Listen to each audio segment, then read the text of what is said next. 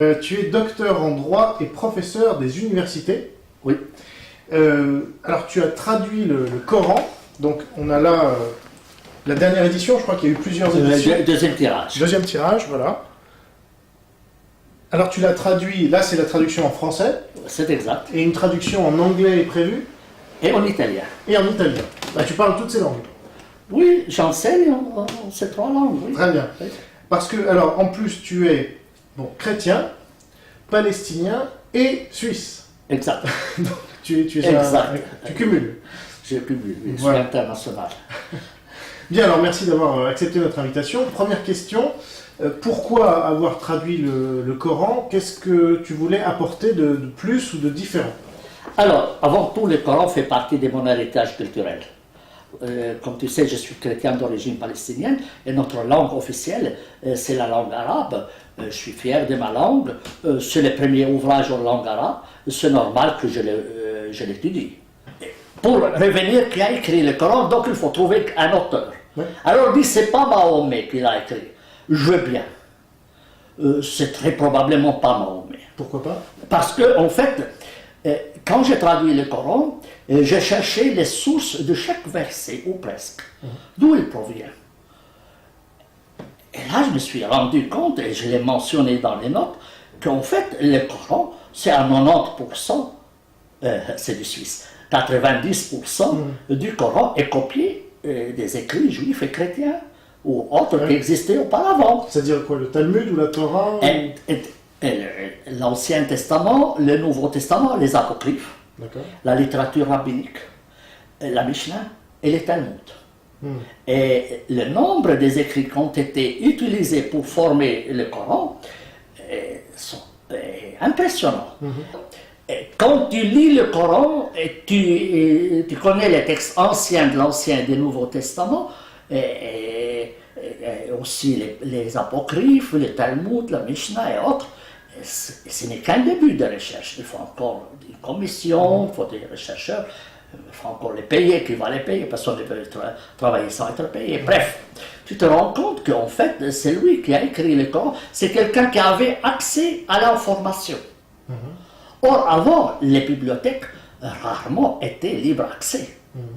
Et les communautés avaient leurs livres dans les monastères qui étaient fréquentés par les moines, ou dans les communautés juives, c'était les rabbins qui avaient, et d'ailleurs on les appelle les gens du livre, parce qu'ils avaient des livres. Et ces livres n'étaient pas accessibles à tous. C'est pas n'importe Déjà, il fallait savoir lire. Déjà, il faut savoir lire, il faut les avoir étudiés, il faut les avoir interprétés, il faut savoir qu'est-ce qui existe, qu'est-ce qui n'existe pas. Et donc, pour moi, celui qui a écrit le Coran et a utilisé ces sources devait avoir accès à ces sources. Le chamelier Mahomet, certainement, ne l'a pas eu. C'est certain. Même par la guerre, il n'a pas pu y avoir accès? C'est-à-dire, le nombre d'informations est tellement grand que tu ne peux pas seulement avoir appris ça par oui dire. C'est impossible. Il avait peut-être des nègres, je sais pas. Et, Nègres littéraires, hein, peut-être, mais en tout cas, c'est pas lui. Et on a aussi des nègres littéraires, mais tu ne peux pas dire que c'est l'autre qui l'a écrit, c'est le nègre littéraire qui l'a publié. Mais alors, qui l'aurait écrit? Alors, à mon avis, ça doit être un rabbin. Un rabbin qui a écrit le livre, et un rabbin probablement défroqué, comme il y en a aujourd'hui des prêtres. Et tu sais, un apostat, quoi. Il y a vraiment beaucoup de mentions antisémites, disons, dans le Coran. Mais aujourd'hui, tu sais, il y a des convertis à l'islam qui détestent le christianisme comme jamais. Tu peux trouver ça. Tu veux dire des chrétiens convertis à l'islam qui sont contre le christianisme? Alors, oui, et là... Juifs, je ne connais pas trop de juifs convertis à l'islam, mais il doit y en avoir. Mais il y en a, et c'est connu. C'est connu dans la littérature musulmane, c'est connu. D'ailleurs, tous les livres d'exégèse anciens du Coran se réfèrent à des personnages connus dans l'histoire islamique. Et tous sont, la plupart sont des juifs.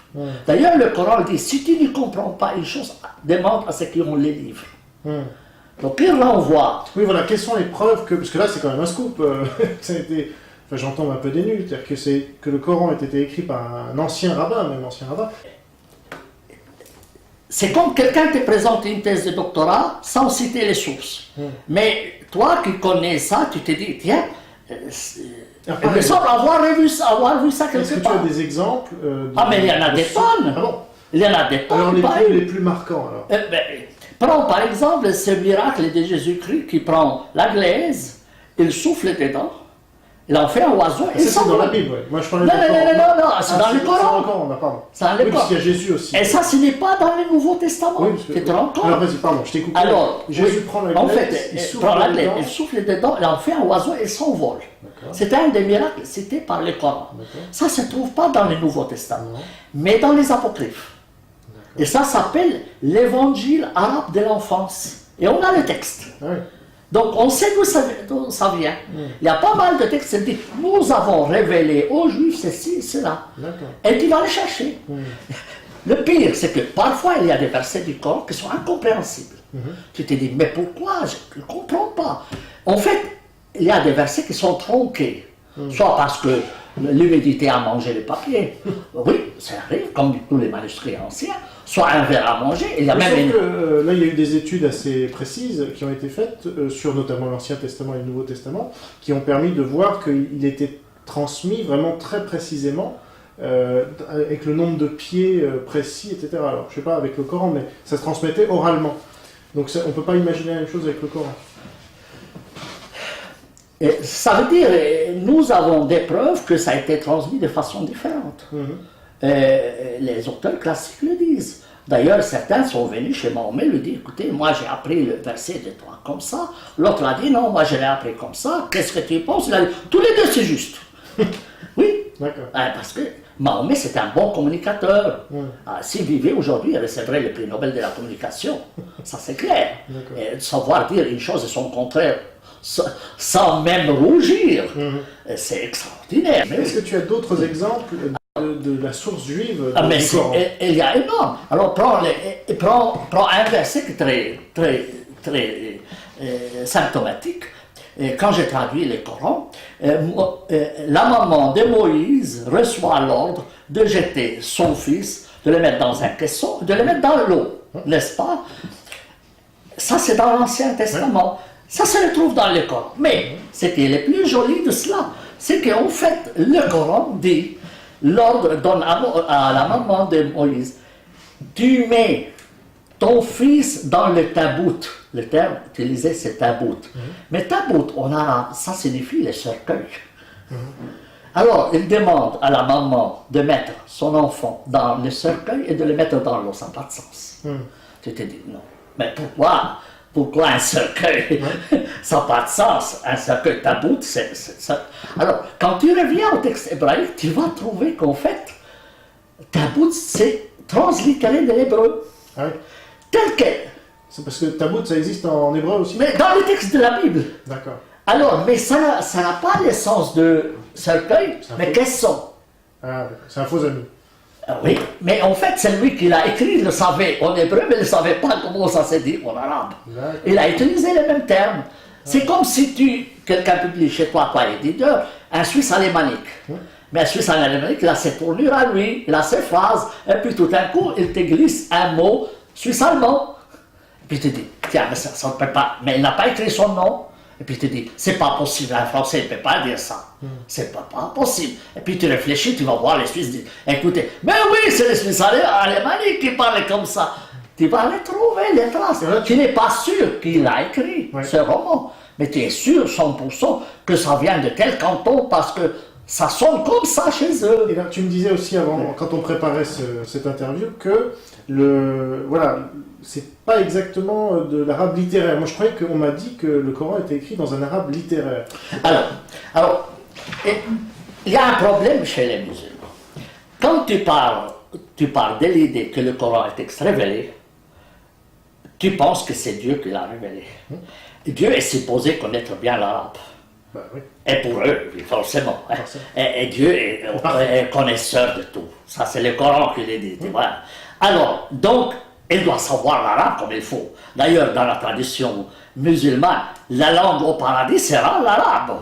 Donc, presse-toi d'apprendre l'arabe, comme ça tu auras moins de temps à perdre au paradis. Bref, alors, pour eux, Dieu, parfait. Donc, le Coran est parfait.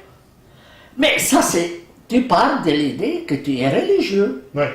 c'est une croyance. Tu ne peux pas dire le contraire, parce que si tu dis le contraire, tu perds ta tête. Moi, j'ai pas d'idée, j'ai un texte. J'oublie que c'est Dieu qui l'a fait, parce que j'y crois pas. Donc, j'ai un texte. Si je trouve que ce texte ne correspond pas à l'arabe normal, ça ne coule pas de source. C'est un texte décousu. Tu as un exemple là aussi? Mais il y en a des tonnes. Mais alors le plus marquant. Mais écoute, le Coran, il y en a des fautes grammaticales. Ah bon? Plein de fautes grammaticales. Mais tu donnes un texte sans dire son origine à un étudiant de 6e année qui a fait la grammaire arabe. Hein? Il va trouver qu'il y a une faute. Mais le moment que tu lui dis ça vient du Coran, il va tout de suite réviser. Et il va écrire 20 pages, un grand professeur, 20 pages, pour justifier une faute de la grammaire. Mais si toi, tu ne parles pas de l'idée que c'est Dieu qui n'a pas besoin de perdre 20 pages. C'est étonnant parce que ça voudrait dire que la culture musulmane s'est basée sur un arabe qui n'est pas parfait, disons. Et donc, ce sont des fautes qui se sont transmises de génération en génération? Non, mais on sait que maintenant il y a des fautes. Si tu connais la grammaire arabe, tu es sûr qu'il y a des fautes. Mais simplement, les musulmans ne vont pas les reconnaître. Parce qu'en fait, ça serait de l'apostasie. Tu risques de perdre ta tête. Donc, tu vas t'arranger pour... Il y a une faute, mais il n'y a pas de faute. Mais, à mon avis, celui qui a écrit le Coran n'est pas de langue maternelle arabe. C'est ça. Tu vois, c'est comme si tu dis en français, je m'excuse pour les noirs, elle dit français des petits nègres. Ou du français d'un Suisse alémanique. Ou français d'un anglophone.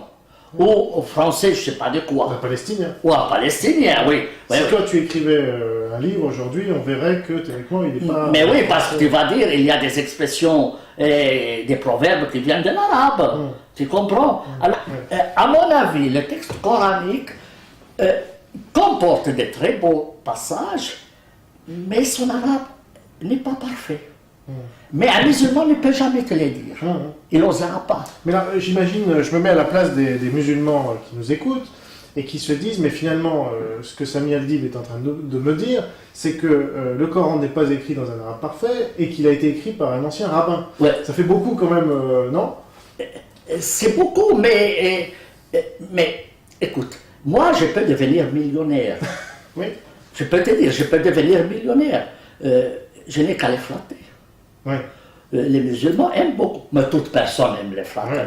Et tu sais très bien, le flatteur vit, on dépend de celui qui flatte. Mais tu veux dire en les flattant, c'est-à-dire en faisant un Coran comme ils attendent? Non, oui, ou de dire comme ils pensent eux. Ils vont dire, Sami Aldib, le professeur ceci et cela, il soutient notre point de vue, vous voyez que je suis dans la vérité. Mais en même temps, je les trompe, en fait, je vais juste remplir mes poches. Mais ça, c'est pas correct. Moi, j'ai fait mon devoir d'intellectuel, petit intellectuel. Universitaire. Universitaire, comme tu veux.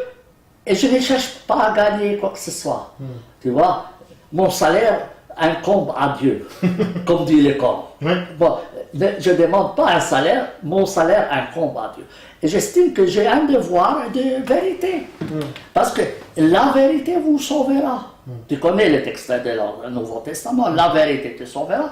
Mais c'est la réalité, parce que si tu parles de l'idée que 1 et 1, ça fait 1,5 ou 3, tout le reste c'est des faux.